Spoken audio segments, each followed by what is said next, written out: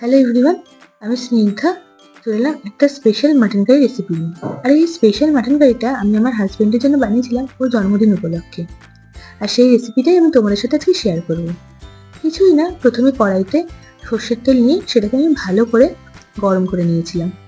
এইবার ওই গরম তেলের মধ্যে আমি দিয়ে দিলাম আলুগুলোকে, আর দিয়ে আলুগুলোকে আমি এপিট ওপিট করে লাল লাল করে ভেজে নেবো।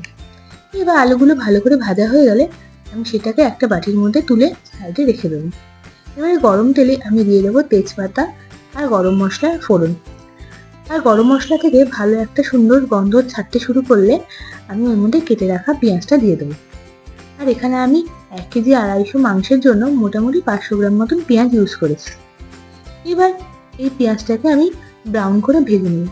আর এই ব্রাউন করে ভাজার প্রসেস যাতে খুব তাড়াতাড়ি হয় ওই জন্য আমি এর মধ্যে এখানে নুন অ্যাড করেছি। তাতে কি হবে, পেঁয়াজটা বেশ ভালোভাবে মজে যাবে আর ভাজতেও খুব সুবিধা হবে। এবার পেঁয়াজটাকে যতক্ষণ ভাজতে হবে ততক্ষণ একটা ব্রাউন একটা কালার আসে। এবার পেঁয়াজটা যাতে পুড়ে না যায় সেদিকেও কিন্তু নোটিস রাখতে হবে, কারণ পেঁয়াজটা যদি পুড়ে যায় তাহলে কিন্তু ওর মধ্যে একটা তিতো স্মেল আসবে। এইবার আমি ওর মধ্যে অ্যাড করব রসুন আর আদা কাঁচা লঙ্কা বাটা।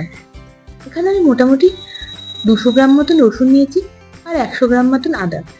আর কাঁচা লঙ্কাটা তোমরা যে যার মতন ইউজ করতে পারবে। আমি এখানে যদিও বা 5টা কাঁচা লঙ্কা ইউজ করেছিলাম। এবার এটা একটুখানি কষিয়ে আমি দিয়ে দিলাম 3টে মিডিয়াম সাইজের কেটে রাখা টমেটো। এরপর আমি ওর মধ্যে এই যে সলিড চর্বিগুলো ছিল সেগুলোকে অ্যাড করলাম। এতে কি হবে, এই চর্বিগুলো থেকে একটা খুব সুন্দর টেস্ট আসবে। এইবার এখানে গুঁড়ো মশলা বলে তেমন কিছু ছিল না, শুধু হলুদ গুঁড়ো আর কাশ্মীরি লঙ্কার গুঁড়ো। যেহেতু আমরা ঝাল লঙ্কার গুঁড়ো খাই না তাই এখানে আমি কাশ্মীরি লঙ্কার গুঁড়ো অ্যাড করেছি। তবে তোমরা চাইলে কিন্তু এখানে ঝাল লঙ্কার গুঁড়োটাকে অ্যাড করতেই পারো। তারপর কাশ্মীরি লঙ্কার গুঁড়োটা কিন্তু খুব ইম্পর্টেন্ট, কারণ এই কাশ্মীরি লঙ্কার গুঁড়ো থেকেই তোমার মাংসে খুব সুন্দর একটা কালার আস্তে আস্তে আসবে। এবার আমি এখানে অ্যাড করলাম স্বাদ মতন নুন। এবার কিছুক্ষণ কষিয়ে আমি এর মধ্যে পুরো মাংসটাকে অ্যাড করে দেবো। আর মাংসটা অ্যাড করার পর আমি এই মশলার সাথে মাংসটাকে ভালো করে কষাতে থাকবো। কিছুই না, এবার শুধু কষানোটাই হচ্ছে মাংসের ইম্পর্টেন্ট। এবার আস্তে আস্তে মাংসটাকে আমি চাপা দিয়ে কিছুক্ষণ মিডিয়াম ফ্লেমে রেখে দেবো। এর থেকে কী হবে, মাংস থেকে একটু জল ছাড়া শুরু করবে। আর এই জল থেকেই ভালো করে মাংসটা মেশাতে সুবিধা হবে, কারণ আমি যখন কষাবো সেই সময় কোনো রকমভাবে জল ইউজ করবো না।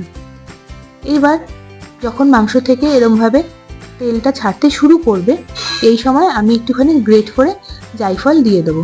এতে কি হবে, একটা খুব সুন্দর টেস্ট আসবে। এবার মাংসটাকে আমি ভালো করে কষিয়ে আমি একটা হোমমেড মশলা এর মধ্যে দিয়ে দেবো। আর এই হোমমেডের মশলার ভিডিও যদি তোমরা চাও অবশ্যই আমাকে কমেন্ট করে জানিও, আমি তোমাদের এই রেসিপিটা এই চ্যানেলে শেয়ার করে দেবো। এবার মাংসটা যখন এরকম কালার চলে আসবে তখন একটা প্রেসার কুকারে জল গরম করে এর মধ্যে মাংসটা দিয়ে দেবো। যেহেতু আমি মাংসটাকে প্রেসার কুকারে সিদ্ধ করব ওই জন্য মাংসটাকে কিন্তু আমি আগে কড়াইতে সিদ্ধ করে নিই। তোমরা চাইলে কড়াইতে সিদ্ধ করতে পারো, তবে সেই ক্ষেত্রে কিন্তু টাইমটা অনেকটা বেশি লাগবে। এরপর মাংসটাকে আলু দিয়ে মোটামুটি 8টা সিটি আমি দিয়ে নেব। তারপর লাস্টে ওই স্পেশাল মশলাটাই আবার একটুখানি দিয়ে নামিয়ে নেব। আর গরম গরম পরিবেশন করব আমার স্পেশাল মাটন কষা। আর এরকম সুন্দর ভিডিও পেতে অবশ্যই চ্যানেলটাকে লাইক শেয়ার সাবস্ক্রাইব করো। টাটা।